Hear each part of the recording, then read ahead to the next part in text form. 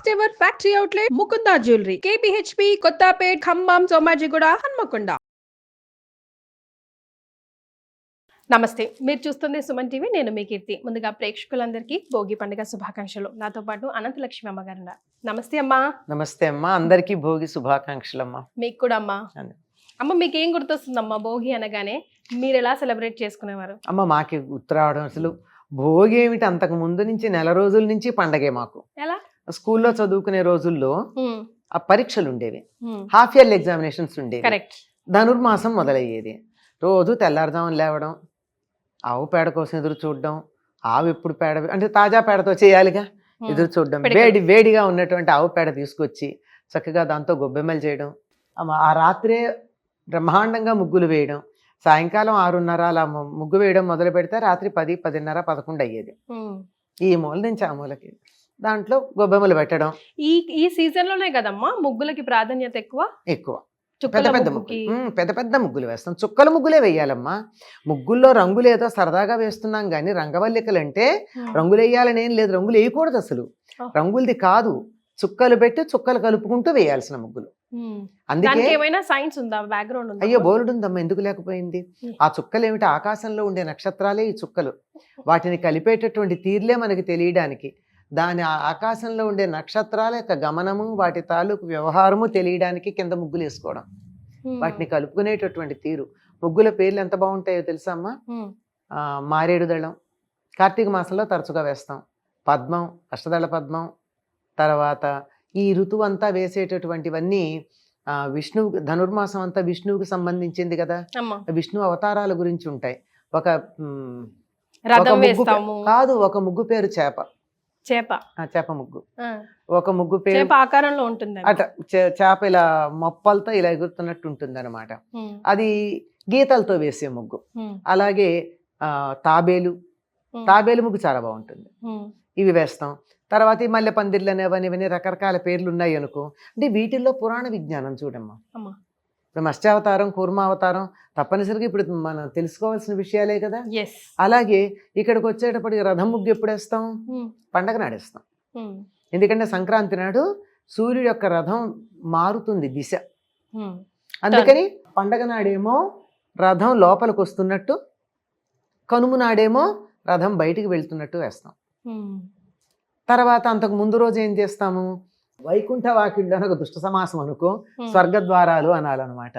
స్వర్గద్వారాలు వేస్తాం ముందు రోజు, రెండు రోజులు. ఒక రోజేమో భోగికి ముందు రోజు ఏం వేస్తాం? ఇలా గడులుగా ఉండి ఒక గడిలోంచి ఒక గడిలోంచి గడి ఇలా స్క్వేర్స్ వస్తాయి.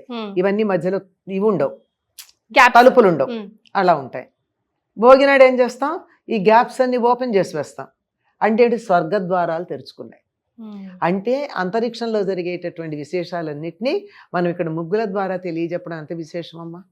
నాగబంధం, ముగ్గుల్లో పేర్లు పద్మబంధం, పద్మం వేరు, పద్మబంధం వేరు, నాగబంధం. ఇలాంటివన్నీ ఏమిటంటే ఎన్నో ఆధ్యాత్మిక విశేషాలు, పౌరాణిక విశేషాలు, అంతరిక్షంలో జరిగేటటువంటి విన్యాసాల తాలూకు విశేషాలు, ఇవన్నీ మనకి ముగ్గుల్లో తెలుస్తాయి. ఒకవేళ పురాణం మర్చిపోయినా ఇది చూస్తే మనకు ఇవన్నీ గుర్తొచ్చేస్తాయి. ఇవాళ రథం ముగ్గు వెయ్యాలి అంటే ఎందుకు వెయ్యాలి అని చిన్నపిల్లలు అడుగుతారు. దానికోసం అన్నా చెప్తారు కదా, ఇవాళ సూర్యుడి రథం యొక్క దిశ మారుతుంది అని. దాంతో దక్షిణాయనం వెళ్ళి ఉత్తరాయణం వస్తుందని అర్థమవుతుంది. ఇట్లా అనేకమైనటువంటి విషయాలలో మన సంప్రదాయాన్ని ముడేసి పెట్టారు. ఒకటి మర్చిపోయినా ఒక దాంట్లోంచి, ఒకదాన్ని వదిలేస్తే ఇంకో దాంట్లోంచి అన్న మనకి విషయం తెలియడానికి.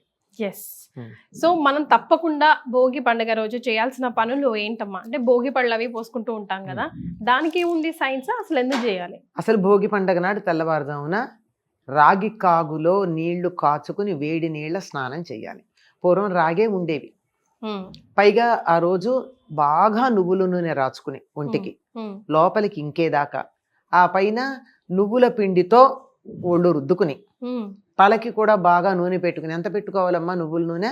కళ్ళల్లోకి నూనె దిగాలి, అది లెక్క. అరికాళ్లల్లో నూనె రాచినా బాగా, మాడు మీద బాగా ఎక్కువ నూనె పెట్టుకున్నా కళ్ళల్లోకి ఆవిర్లు వచ్చేసి నూనె దిగుతుంది. అంటే కంటి చూపు ఎంత బాగుపడుతుందో ఆలోచించండి. ఆ విధంగా నూనె రాచుకుని శుభ్రంగా వదిలేటట్టుగా ఈనాటి షాంపూల్లాగా రసాయనిక ద్రవ్యాలు కాకుండా కుంకుడుకాయ, శ్రీకాయ ఇట్లాంటి వాటితో శనగపిండి పెరుగుతో కూడా రుద్దుకుంటారమ్మా, ఆ రెండు కలిపి. అలా ఉన్న జిడ్డంతా వదిలించుకుని సూర్యోదయానికన్నా ముందే తలంట్లు అయిపోవాలి. ఇది కంపల్సరీ కదమ్మా, కంపల్సరీ. First rule. మొట్టమొదట ఈ రోజే కొత్త బట్టలు కట్టుకుంటారు, ఈ రోజే చక్కగా పిండి వంటలు చేసుకుంటారు, ఈ రోజే భోగి పళ్ళు పోసుకుంటారు. ఎందుకంటే ఇది ధనుర్మాసం చివరి రోజు అయిపోయింది కదా. ధనుర్మాసం మర్నాడేమవుతోంది, మకర సంక్రమణమై మకర మాసం మొదలవుతుంది కనుక ధనుర్మాసం చివరి రోజున గోదాదేవి రంగనాథుడిని వివాహం చేసుకుంది గనక ఆనాడు భోగి, ఆవిడకి అది భోగం, అందుకని భోగి. ఈరోజు పిండి వంటలు అంటే ముఖ్యంగా బియ్యం పిండి వంటలు చేస్తాం కదా, అరిసెలు, కొత్త బియ్యం వస్తాయి కదమ్మా, కొత్త బియ్యం కొత్త బెల్లం వస్తాయి, నువ్వుల పంట వచ్చేసి ఉంటుంది, ఇంకా అపరాలు రావు, ఏవి కందులు, పెసలు, మినుగులు లాంటివి రావు. ఉడికే మనం వాటివి పచ్చివి తెచ్చుకుని తంపటేసుకు తినడమే తప్ప పూర్తిగా రావు కదా. అంచేత ఈ నువ్వులు వచ్చేస్తాయి కనుక బియ్యము, నువ్వులు, బెల్లముతో కలిపినటువంటి పిండి వంటలంతా చేసుకుంటాం. అరిసెలు, నువ్వులద్ది, అలాగే జంతికలు, ఇవి 6 నెలలు ఉంటాయమ్మా తాజాగా. కొత్త బియ్యం కదా, ఆ బియ్యంలో జిగురు ఉంటుంది, దాంతో చేసిన 6 నెలలు నిలవ ఉంటాయి. అంటే అన్నిట్లో కూడా నువ్వులను యాడ్ చేస్తున్నాం ఇప్పుడు మీరు చెప్పిన దానికి ఏదైనా రీజన్ ఉంటుందమ్మా? మకర రాశిలో ప్రవేశిస్తున్నాడు కదా, మకరానికి అధిపతి శని, మకర రాశికి శనికి సంబంధించినటువంటి తృప్తి కలగాలి. అందుకనే శనిని తృప్తిపరచడం కోసం తెల్లవారుదామున నువ్వుల నూనె రాచుకుంటాం. పైకేమో శనికి తృప్తి అని చెప్తాము, కానీ వాస్తవానికి ఏమిటంటే శీతాకాలం వెళ్ళిపోయింది, వేసంకాలం వస్తోంది. సరిగ్గా ఈ ఋతువు ఎలా ఉంటుందంటే పొద్దున 7:30, 8 దాకా మంచుపడి చలిగా ఉంటుంది, 8:30, 9 అయ్యేటప్పుడు చుర్రుమని ఎండ కాల్చేస్తుంది. ఈ సమయంలో ఒళ్ళు పగులుతుంది. శీతాకాలంలో కానీ ఇప్పుడు బాగా పగులుతుంది ఒళ్ళు, ఆ ఒళ్ళు పగులుతుంది, చర్మం పగులుతుంది. అలాగే లోపల మనకు కనపడవు కానీ రక్తనాళాలు అవి కూడా ఇబ్బంది పడుతూనే ఉంటాయి. ఇది కనపడుతుంది, అవి కనపడవు. వాటన్నిటికీ ఉపశమనం కలగాలి అంటే నువ్వుల నూనె మర్దనం మించి ఇంకోట్లేదు. అందుకని శుభం అని చెప్తారు, శనిపోతుంది అని చెప్తారు. శనిపోతుందంటే ఆరోగ్యం వస్తుందని అర్థం. మన వాళ్ళు ఏం చెప్పినా శారీరక మానసిక ఆరోగ్యాల గురించి చెప్పేవి ఉంటాయి తప్ప వేరేవి కాదు. కనుక పైగా తప్పనిసరిగా ఇప్పుడు నువ్వుల పంట కూడా ఇంటికి వస్తుంది. మామూలుగా నువ్వులు నేను నీకు ఇస్తే నువ్వు తీసుకోరు కూడా శనికి సంబంధించిందని. అందుకని ఇవాళ నువ్వులు పంచుకోవడం చాలా గొప్పగా చెప్తారు. అదే బెల్లంతోనో దేంతోనో కలిపి నువ్వుల ఉండలు. అదే మనకి మహారాష్ట్ర అయితే తప్పనిసరిగా నువ్వుల ఉండలు పంచుతారు. నువ్వులు తప్పనిసరి. మొత్తం చెప్పిన స్టోరీ వింటుంటే ఈ 3 days కూడా భోగి కానీ, సంక్రాంతి కానీ, కనుమ కానీ, కనుము కానీ తండ్రి కొడుకుల్ని అంటే సూర్యుడిని, శనిశ్చరుని సాటిస్ఫై చేసే దిశగానే మన కార్యక్రమాలన్నీ, మన పండగలన్నీ ఈ 3 days కి సంబంధించి ముఖ్యంగా ఏదో ఉంది అనిపిస్తుంది. ఏమంటారు? అంటే అమ్మా ఉంది అంటే అసలు యముడు, యమున, శని వీళ్ళందరూ సూర్యుడి యొక్క సంతానమే. అందుకే యమునలో స్నానం చేస్తే యమబాధలు ఉండవంటారు. అలాగే భగినీ హస్త భోజనం కూడా దాని నుంచి వచ్చినటువంటిదే. శని కూడా వాళ్ళ నాన్నలాగా మంచి డిసిప్లినేరియన్, క్రమశిక్షణ పెట్టేటటువంటి వాడు. పైగా అక్కడి నుంచి ఉత్తర దిక్కుకు బయలుదేరుతున్నాడు కొడుకు దగ్గరకు వచ్చేటప్పటికి. ఈయన కొడుకు ఆధిపత్యం కలిగినటువంటి మకర రాశిలోకి వచ్చేటప్పటికి సూర్యుడు ఉత్తర దిశకి బయలుదేరుతూ ఉన్నాడు. అంటే ఇక్కడ అర్థం చేసుకోవాల్సింది ఏంటంటే కొడుకుల దగ్గరికి వెళ్ళాక తల్లిదండ్రులకి ఉత్తరగతులు ఉండాలి, అధోగతి ఉండకూడదు. అర్థమైంది కదా, అధోగతి రాకుండా ఉండాలి అని చెప్పి అట్లా ఉంటుంది. మరి భోగి పళ్ళకు కూడా చాలా ఒక శాస్త్రీయమైన అంశమే ఉందమ్మా ఇందులో. మనం వేడుకగా ఆర్భాటంగా చేస్తున్నాం కానీ దానిలో ఉన్న రహస్యం మర్చిపోతున్నాం.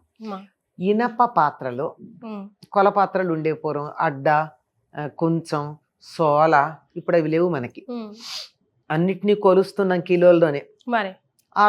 అప్పుడు పాత్రలు ఉండేవి ధాన్యం కొలవడానికి, అటువంటి పెద్ద ఉండేవి.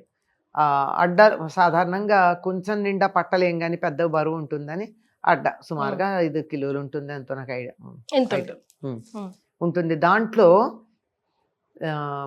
రేగిపళ్ళు వేసి, ఈ సీజన్ లో విరివిగా వస్తుంది, రేగిపళ్ళు వేసి రాగి నాణ్యం ఒకటి వేసి కాస్త శనగలో ధాన్యమో పువ్వులో వేసి అవన్నీ కలిపి దిష్టి తీస్తారు. ఇది ప్రధానం. ఇప్పుడు రాగి వెయ్యాలి కానీ రూపాయలు వెయ్యాలని కాదు లెక్క, రాగి ప్రధానం. ఇప్పుడు మనం చిల్లర పైసలు ఏమీ ఇయ్యక్కర్లా, ఉమ్, మన దగ్గర చిల్లర అంటే రాగి రూపాయి నాణెం నికెల్దే వేసేసి. ఉంటుంది. అవును. అంచేత రాగి ఉంగరాలు, రాగి చిన్నదేదో ఒక వస్తువు ఇంట్లో ఉంటుంది కదా రాగిది, ఉమ్, అటువంటిది ఇనప పాత్రలో వేసి ఉమ్, దాంట్లో రేగిపళ్ళు పోస్తే అప్పుడు కలిగేటటువంటి ఒక మంచి విద్యుత్ శక్తి లాంటి శక్తి ఒకటి వస్తుందిట. ఉమ్. అది ఒక సంవత్సరం పాటు కలిగినటువంటి దృష్టి దోషాన్ని పోగొడుతుంది, తల చుట్టూతా ఇట్లా తిప్పితే పిల్లలకి. పిల్లలకి. ఉమ్, పిల్లలంటే తల్లిదండ్రులు బాగున్నంత కాలం వయసుతో సంబంధం లేకుండా పిల్లలే. ఉమ్. అందరికీ పోస్తారమ్మా పెద్దలు, ఓ, కన్న పెద్దవాళ్ళైన పిల్లలకి అట్లా కాదు. అలా ఏం లేదమ్మా. ఓ, చంటి పిల్లలకి ప్రధానం, ప్రధానం. పెద్ద పిల్లలకు కూడా పోస్తారు. ఉమ్, అయితే వీళ్ళు రారు, కూర్చోరు, ఇష్టపడరు కనుక ఉమ్, వాళ్ళ వెంటపడి కాస్త నక్షత్రాలన్నా వేయించుకోమని వేస్తూ ఉంటారు, కానీ నిజానికి చేయాల్సింది అట్లా. yes. ఇప్పుడు వరకు అయితే మీ జనరేషన్లో, మా జనరేషన్లో, ఇప్పుడు నెక్స్ట్ జనరేషన్లో అసలు తెలియట్లా, అసలు ఆ విలేజ్ అట్మాస్ఫియరే పోయింది. సో పిల్లలు అట్లీస్ట్ ఖచ్చితంగా ఇదైనా చేయండి రా నాయనా అని చెప్పుకోవడానికి. తెల్లారుజామున లెమ్మని చెప్పండి అమ్మ, అదొకటే చాలా కష్టమైనటువంటి పని. అందులో ఈ సీజన్లో అమ్మ. అదే కదా గమ్మత్తు ఏంటంటే, పొద్దెక్కిన కొద్దీ బద్ధకం వస్తుంది. ఉమ్, మీరే కావాలంటే గమనించండి, ఉమ్, 4:30కి లేచి చూడండి, ఒక్క నిమిషం చలి అనిపిస్తుంది, లేస్తే అసలు తర్వాత ఉండదు. మరే 5ంటికి లేవండి, ఇంకో 10 నిమిషాలు పడుకుందాం అనిపిస్తుంది. 7 గంటలకి లేస్తే లేవాలని అనిపించదు. ఉమ్, ఆ వాతావరణంలో ఉండేటటువంటి మార్పు అటువంటిది కనుక కార్తీక మాసం కానీ ధనుర్మాసం కానీ తెల్లవారుజామున లేవమని చెప్పడంలో ఉద్దేశం ఏమిటంటే, వాతావరణానికి మీరు అనుకూలంగా ఎక్లమటైజ్ అంటారు ఆంగ్లంలో. ఉమ్, వాతావరణానికి మనం సర్దుబాటు చేసుకుంటాం శరీరాన్ని, దానివల్ల ఆరోగ్యం చాలా బాగుంటుంది. హఠాత్తుగా వచ్చే మార్పు కన్నా మనం కూడా చూడండి, నిన్నటి దాకా చలి ఉండి, ఉమ్, గడ్డకట్టే చలి ఉండి, ఇవాళ హఠాత్తుగా ఎండొచ్చిందనుకోండి తట్టుకోలేం. మరే క్రమక్రమంగా ఆ చలి తగ్గి ఎండొచ్చింది అనుకోండి, పెద్ద సమస్య అనిపించదు. ఎస్. అది చేయాల్సింది, అలవాటు పడడం కోసం చేయాల్సింది. తప్పనిసరిగా పిల్లలకి దృష్టి దోషం పోవడానికి ఈ భోగి పని చేయాలి. పళ్ళు. ఇందులో ఇంకో చెప్తాను మీకు విషయం. అమ్మా. రేగుపళ్ళేమో సూర్య సంబంధం, ఉమ్, ఇనుమేమో శని సంబంధం, ఉమ్, వాళ్ళిద్దరు కలవడం ఉంది. yes. మరి వాళ్ళకి పడదంటారు కదమ్మా అసలు. ఎవరు చెప్పారు? తండ్రి కొడుకులో పడదని ఎవరు చెప్పారు? అంటూ ఉంటారు కదమ్మా. ఏమీ లేదు, లోకంలో చాలా అనుకుంటారు, వాటిల్లో అలా ఉంటాయి. మళ్ళీనేమో రాగి కూడా సూర్యుడికి సంబంధించినటువంటి లోహంగా చెప్తారు. ఇవి కలిసేటప్పటికల్లా చక్కని విద్యుత్ వస్తుంది. మీరు ఇందాక కూడా అడిగారు, సూర్యుడు శని వీళ్ళిద్దరికీ సంబంధం అంటారు కదా అని. అదే మరి. ఎస్. అయితే మనం అసలైన విషయం మర్చిపోతున్నాం, భోగి మంటలు. భోగి మంటలు, దానికి శాస్త్రీయమైనటువంటి విషయం ఏముందో పెద్దగా మనకి శాస్త్రాల్లో లేదు. భోగి మంటలు వేసుకోవడమే ఉంది. కాకపోతే ఉత్తర దేశం వాళ్ళు ఏమంటారంటే ఇది యజ్ఞావశిష్టము అంటారు, యజ్ఞానికి సంకేతంగా. కానీ మనం వేసుకునే భోగి మంటలు పాచమొహంతో వేసుకుంటాం కదా, అది కాదు. కానీ ఉత్తర దేశంలో ఎందుకు చెప్తారంటే, ఈ రోజున కొత్తగా ఉపనయనం అయినటువంటి పిల్లలు పసుపు రంగు బట్టలు కట్టుకుని ఆ అగ్నిహోత్రం రాజేసి వాళ్ళు కొత్తగా నేర్చుకున్నటువంటి సంధ్యావందనాన్ని అక్కడ అభ్యాసం చేస్తారని, భోగి మంటలు దానికి అవశేషం అని చెప్తారు. కానీ సంప్రదాయం ప్రకారం బ్రహ్మచారి అగ్నికార్యం చెయ్యడు పెళ్ళైతే గాని. కానీ సామూహికంగా చేసుకునే ఒక యజ్ఞం లాగా చెప్పుకోవచ్చు. అది ఇంకేంటంటే ఎలా చేస్తారంటే, ఎవరు ఏ ప్రాంతంలో ప్రధానమైన పండగ చేసుకుంటారో ఆ పండగకి ఇళ్ళన్నీ శుభ్రం చేసుకోవడం, బాగు చేసుకోవడం ఉంటాయి కదా, అలా చేసుకుంటూ అక్కడ ఉన్నటువంటి ఆ చెత్త చెదారం అంతా తీసి భోగి మంటలో పడేస్తూ ఉంటారు. ఎస్. సో ఇది భోగి పండుగ విశేషాలు. మరొకసారి భోగి పండుగ శుభాకాంక్షలు. అందరికీ కూడా ఈ భోగి భోగప్రదాయకమయ్యి అందరూ ఆనందంగా ఉండాలని కోరుకుంటూ భోగి పండుగ శుభాకాంక్షలు.